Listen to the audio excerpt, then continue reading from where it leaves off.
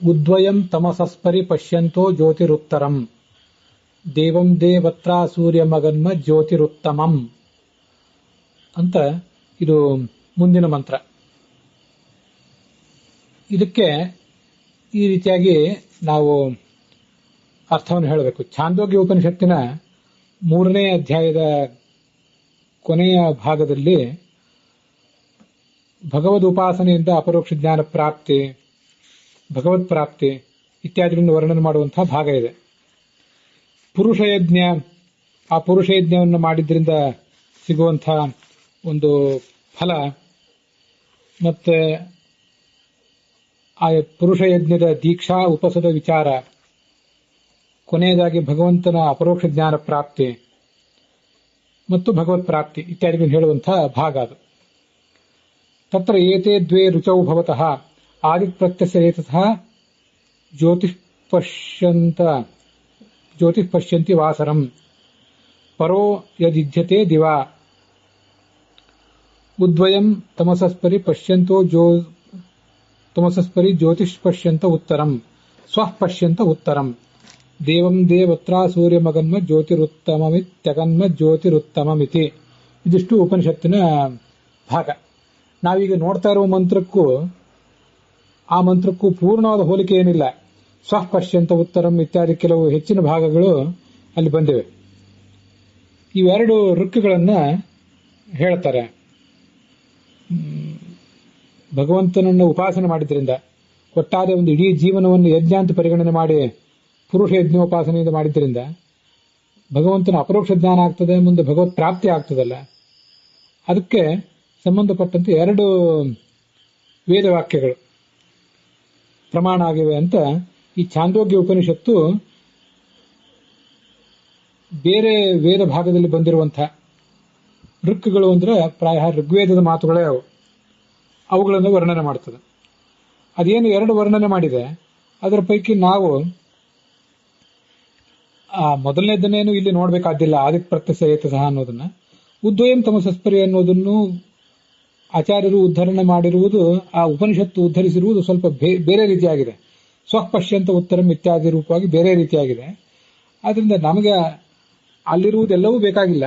ಈಗಿರುವ ಮಂತ್ರಕ್ಕೆ ಏನು ಮಹತ್ವದ ಅರ್ಥ ಇದೆ ಛಾಂದೋಗ್ಯ ಉಪನಿಷತ್ತಿಗೆ ಅನುಸಾರವಾಗಿ ಅಂತ ಅನ್ನೋದನ್ನು ಮಾತ್ರ ಇಲ್ಲಿ ನೋಡೋಣ. ಅದಕ್ಕೆ ಈ ಮುಂದಿನಂತೆ ಅನ್ವಯ ಕ್ರಮ ಆಗ್ತದೆ. ಅನ್ವಯಾರ್ಥ ಈ ಮುಂದಿನಂತೆ ಆಗ್ತದೆ. ವಯಂ ನಾವು,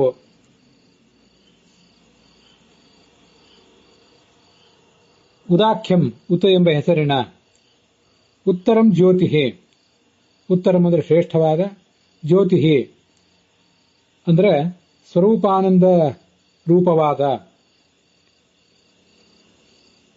ಭಗವಂತನನ್ನ ಪರಿಪಶ್ಯಂತಹ ನೋಡ್ತಾ, ತಮಸಃ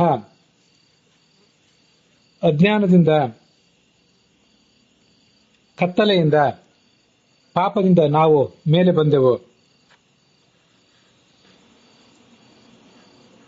ಅಪಿಚ ಅದಲ್ಲದೆ ದೇವತ್ರ ದೇವಂ, ದೇವತ್ರ ಸೂರ್ಯಮಂಡಲದಲ್ಲಿ ಇರುವ ದೇವಂ ದೇವನಾದ ಅಂತ ಒಂದರ್ಥ. ಇನ್ನೊಂದು ದೇವತ್ರ ದೇವಂ ಅಂದ್ರೆ ದೇವಾನಾಮಪಿ ದೇವಂ, ಎಲ್ಲ ದೇವತೆಗಳಿಗೂ ದೈವ ಇವನು ಅಂತ ಅರ್ಥ. ಮತ್ತೆ ಉತ್ತಮಂ ಅಂತ ಅಲ್ಲಿ ಶಬ್ದ ಇದೆ. ಆ ಉತ್ತಮಂ ಅಂತ ಅನ್ನೋದನ್ನ ತಮಸಃ ಉತ್ತಮಂ, ತಮಸಃ ಸಕಾಶಾತ್ ಉತ್ತಮಂ, ಇವು ನಾನು ಅನ್ವಯಾರ್ಥದಲ್ಲಿ ಸೇರಿಸಿರುವಂತಹ ಕೆಲವು ಶಬ್ದಗಳಿವೆ ಅಲ್ಲ, ಆಚಾರ್ಯರು ತಮ್ಮ ಭಾಷ್ಯದಲ್ಲಿ ಸೇರಿಸಿದ್ದೇ ಅದು. ಅದಕ್ಕಾಗಿ ಅವೇ ಶಬ್ದಗಳನ್ನು ಸೇರಿಸಿದ್ದೇನೆ. ತಮಸಃ ಸಕಾಶಾತ್ ದುರ್ಗಾದೇವಿಗಿಂತ ಉತ್ತಮಂ ಶ್ರೇಷ್ಠನಾದ, ಉದಾಖ್ಯಂ ಜ್ಯೋತಿಹಿ ಉತ ಎಂಬ ಹೆಸರಿನ ಸ್ವರೂಪಾನಂದ ರೂಪನಾದ, ಸೂರ್ಯಂ ಜ್ಞಾನಿಗಳಿಂದ ಗಮ್ಯನಾದ, ವಾಸುದೇವಂ ವಾಸುದೇವ ಎಂಬ ಭಗವಂತನನ್ನ ಅಗನ್ಮ ಹೊಂದಿದೆವು ಅಂತಿಷ್ಟರ್ಥ. ಅಲ್ಲಿ ಈ ಜ್ಯೋತಿ ಅಂತ ಬಂದಲ್ಲೆಲ್ಲ ಉತ್ತಮಂ ಜ್ಯೋತಿ ಅಂತ ಬಂದಿದೆ. ಮೊದಲೊಂದ್ ಕಡೆ ಜ್ಯೋತಿ ಉತ್ತರಂ ಅಂತ ಬಂದಿದೆ. ಅಲ್ಲೆಲ್ಲ ಉದಾಖ್ಯಂ ಅಂತ ಸೇರಿಸಿರುವುದೇನಿದೆಯಲ್ಲ, ಉದಾಖ್ಯಂ ಅಂತ ಆಚಾರ್ಯರು ಶಬ್ದ ಪ್ರಯೋಗ ಮಾಡಿರುವುದು, ಭಾಷೆಯಲ್ಲಿ ಶಬ್ದ ಪ್ರಯೋಗ ಮಾಡಿರುವುದೇ ಇದೆ. ಅದಕ್ಕಾಗಿ ಆ ಶಬ್ದವನ್ನು ಅಲ್ಲಿಯೂ ಕೂಡ ಹೇಳ್ಕೊಂಡಿದ್ದೇನೆ. ಮುಂದೆ ಜ್ಯೋತಿ ಅಂದ್ರೆ ಸ್ವರೂಪಾನಂದ ರೂಪಂ ಇದೇನಿದೆಯಲ್ಲ, ಇದು ಕೂಡ ಆಚಾರ್ಯರು ತಮ್ಮ ಭಾಷ್ಯ ವಾಕ್ಯದಲ್ಲಿ ಅವರು ಬಳಸಿರುವಂಥದ್ದೇ ಆಗಿದೆ. ದೇವತ್ರ ದೇವಂ ದೇವಾನಾಮಪಿ ದೇವಂ, ಇದು ಕೂಡ ಆಚಾರ್ಯರು ಭಾಷ್ಯದಲ್ಲಿ ಬಳಸಿರುವಂತಹ ಶಬ್ದನೇ ಆಗಿದೆ. ಇದಕ್ಕೆ ಸಂಬಂಧಿಸಿದಂತೆ ನಾರಾಯಣೀಯ ಅನ್ನುವ ಗ್ರಂಥವೊಂದನ್ನು ಆಚಾರ್ಯರು ಉದ್ಧರಿಸಿದ್ದಾರೆ. ಅಲ್ಲಿ ಅದಕ್ಕೆ ಒಟ್ಟಾರೆ ಹೀಗೆ ಅರ್ಥ ಆಗ್ತದೆ. ಭಾಷ್ಯ ವಾಕ್ಯಗಳು ಹೀಗಿವೆ: ತದುದಾಖ್ಯಂ ಪ್ರಪಶ್ಯಂತಹ, ಉತ ಎಂಬ ಹೆಸರಿನ ಆ ಭಗವಂತನನ್ನ ಪ್ರಪಶ್ಯಂತಹ ನೋಡ್ತಾ, ನಿರ್ಗತ್ಯ ತಮಸೋ ವಯಂ, ತಮಸ್ಸಿನಿಂದ ನಾವು ಹೊರಗೆ ಬಂದು, ಕತ್ತಲಿನಿಂದ ಹೊರಗೆ ಬಂದು, ಜ್ಯೋತಿ ಆನಂದ ಸದ್ರೂಪಂ, ಆನಂದ ರೂಪವಾದ ಜ್ಯೋತಿಯನ್ನ, ನಾರಾಯಣೀಯ ಅನ್ನೋ ಗ್ರಂಥದಲ್ಲಿ ಬಂದ ಮಾತುಗಳನ್ನೇ ಆಚಾರ್ಯರು ತಮ್ಮ ಭಾಷ್ಯ ವಾಕ್ಯದಲ್ಲಿ ತಮ್ಮ ಮಾತಿನಲ್ಲಿ ಸೇರಿಸಿದ್ದಾರೆ. ಅದನ್ನ ನಾನು ಈ ಅನ್ವಯ ಅರ್ಥದಲ್ಲಿ ಸೇರಿಸಿದ್ದೀನಿ, ಅದನ್ನು ಗಮನಿಸಬೇಕು. ಸದ್ರೂಪಂ ಉತ್ತಮೋತ್ತಮ ಸೂತ್ತಮಂ, ಅತ್ಯಂತ ಶ್ರೇಷ್ಠವಾದ, ದೇವಾನಾಂ ದೈವತಂ ಸಾಕ್ಷಾತ್, ದೇವತೆಗಳಿಗೂ ದೈವತನಾದ, ಸೂರ್ಯ ಎಂಬ ಶಬ್ದಕ್ಕೆ ಸೂರ್ಯಪ್ರಾಪ್ಯವಾದ, ಜ್ಞಾನಿಗಳಿಗೆ ಮಾತ್ರ ಪ್ರಾಪ್ಯವಾದ, ಪರಂಪದಂ ಅತ್ಯಂತ ಶ್ರೇಷ್ಠವಾದ ಸ್ಥಾನವದು. ಪ್ರಾಪ್ತಾಸ್ಮಃ ವಾಸುದೇವಾಖ್ಯಂ, ಈ ವಾಸುದೇವ ಎಂಬ ರೂಪ ನಮಗೆ ಸಿಗುವುದು ಕೊನೆಗೆ. ಈ ಸೃಷ್ಟಿಯಲ್ಲಿ ಪ್ರದ್ಯುಮ್ನ ಸೃಷ್ಟಿಗಾಗಿ, ಅನಿರುದ್ಧ ಪಾಲನೆಗಾಗಿ, ಸಂಕರ್ಷಣ ನಾಶಕ್ಕಾಗಿ ವಾಸುದೇವ ಅಂತನ್ನುವುದು ಮುಕ್ತಿಯಲ್ಲಿ ಪ್ರಾಪ್ಯವಾದಂತಹ ರೂಪ ಅದು. ಅದಕ್ಕಾಗಿ ವಾಸುದೇವಾಖ್ಯಂ ಅಂತ ಕೂಡ ಅನ್ವಯಾರ್ಥದಲ್ಲಿ ಸೇರಿಸಿದ್ದೇನೆ. ಪ್ರಾಪ್ತಾಸ್ಮಃ ವಾಸುದೇವಾಖ್ಯಂ ಇತಿ ಮಂತ್ರ ದೃಗಬ್ರವೀತ್. ಇಲ್ಲಿ ನಾವು ನೋಡಬೇಕಾದಂತಹ ಮತ್ತೊಂದು ಶಬ್ದ ಇದೆ, ಅದು ಉತ್ ಅಂತ ಶಬ್ದ. ಆ ಉತ್ ಎಂಬ ಶಬ್ದಕ್ಕೆ ಈ ತರ ಅರ್ಥ ಆಗ್ತದೆ. ಉತ್ ಎಂಬ ಶಬ್ದವನ್ನ 3 ಹಂತದಲ್ಲಿ ಬಳಸ್ಕೊಂಡಿದ್ದೇನೆ ನಾನು. ಅದನ್ನು ಆಚಾರ್ಯ ಹೇಳಿದಂತಹ ಅರ್ಥವನ್ನೇ ಬಳಸ್ಕೊಂಡಿದ್ದೇನೆ. ಮೊದಲನೇದಾಗಿ ಉದಾಖ್ಯಂ ಜ್ಯೋತಿ ಅಂತ ಒಂದು ಕಡೆ, ಎರಡನೇ ಬಾರಿಯೂ ಕೂಡ ಉದಾಖ್ಯಂ ಜ್ಯೋತಿ, ಇನ್ನೊಂದು ಕಡೆ ತಮಸಃ ಉತ್ ಅಗನ್ಮ ಅಂತ ಅಲ್ಲಿ ಒಂದು ಕಡೆ ಉತ್ ಅಂತ ಶಬ್ದವನ್ನು ಬಳಸ್ಕೊಂಡಿದ್ದೇನೆ. ಭಗವಂತನಿಗೆ ಉತ್ ಅಂತ ಹೆಸರಿದೆ.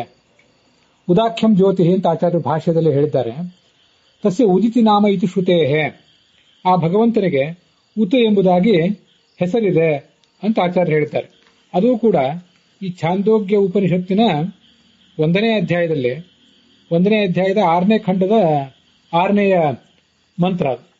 ಅದಕ್ಕಾಗಿ ಆಚಾರ್ಯರು ಅದನ್ನೇನು 1ನೇ ಅಧ್ಯಾಯದಲ್ಲಿ ಬಂದದ್ದನ್ನ ಉದ್ಧರಿಸಿದ್ದಾರೆ, ಅದನ್ನು ಇಲ್ಲಿ ಉತ್ ಎಂಬ ಶಬ್ದದಿಂದ ನಾವು ನೆನಪು ಮಾಡಿಕೊಳ್ಳೋಣ.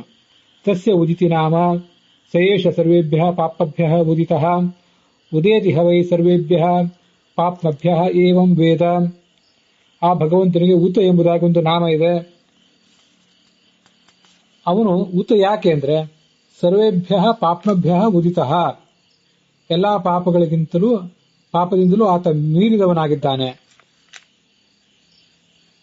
ಯಾರು ಭಗವಂತನನ್ನು ಉತ್ಸಬ್ದದಿಂದ ತಿಳಿದು ಉಪಾಸನೆ ಮಾಡ್ತಾರೆ ಅವರು ಎಲ್ಲ ಪಾಪಗಳಿಂದಲೂ ದೂರ ಇರ್ತಾರೆ ಅಂತ ವರ್ಣನೆ ಮಾಡಿದ್ದಾರೆ. ಮತ್ತೆ ಸತ್ತತ್ವ ಅನ್ನೋ ಗ್ರಂಥವೊಂದನ್ನು ಅಲ್ಲಿ ಉದ್ಧರಿಸಿ ಆಚಾರ್ಯರು ಈ ಉತ್ಸಬ್ದದ ಅರ್ಥವನ್ನು ಹೇಳಿದ್ದಾರೆ. ಸೌನ್ನಾಮ ಪಾಪೋದ್ಗತ ಚೋಚ್ಚಯೇ ವಚ, ಆ ಭಗವಂತನಿಗೆ ಉತ ಅಂತ ಹೆಸರಿದೆ.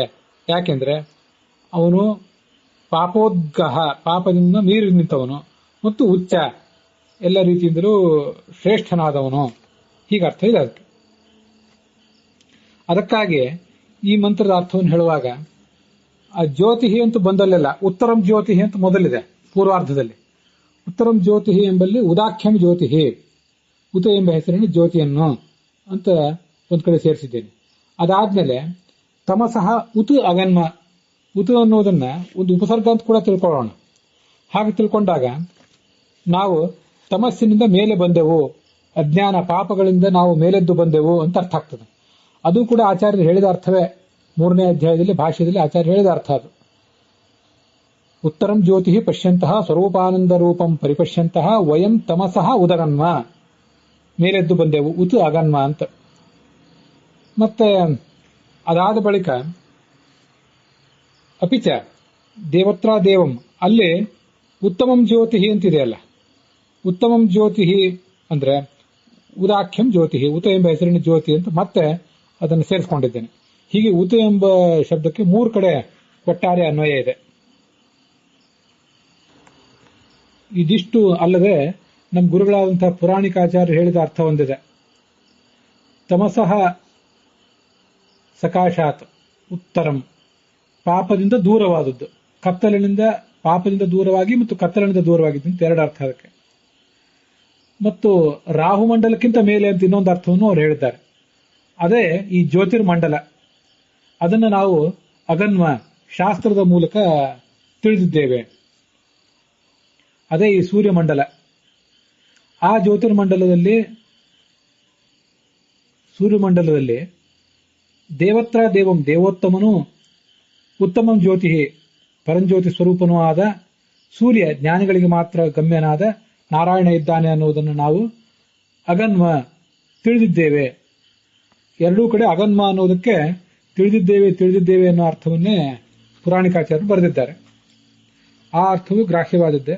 ನಾನು ಈಗ ಅನ್ವಯಾರ್ಥ ಹೇಳಿ ಏನು ಅರ್ಥ ಹೇಳಿದೆ ಅದು ಆಚಾರ್ಯರು ತಮ್ಮ ಭಾಷ್ಯದಲ್ಲಿ, ಛಾಂದೋಗ್ಯ ಭಾಷ್ಯದಲ್ಲಿ 1ನೇ ಅಧ್ಯಾಯ ಮತ್ತು 3ನೇ ಅಧ್ಯಾಯ ಅವೆರಡನ್ನು ಕೂಡ ಸಂಗಮಿಸಿ ಹೇಳಿದಂತಹ ಒಂದು ಪ್ರಕಾರ.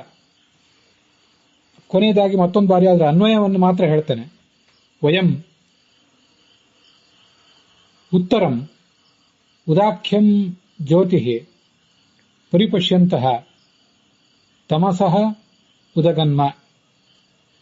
ಅಪಿಚ ದೇವತ್ರ ದೇವಂ ತಮಸಃ ಸಕಾಶಾತ್ ಉತ್ತಮಂ ಉದಾಖ್ಯಂ ಜ್ಯೋತಿ ಸೂರ್ಯಂ ವಾಸುದೇವಂ ಅಗನ್ಮ.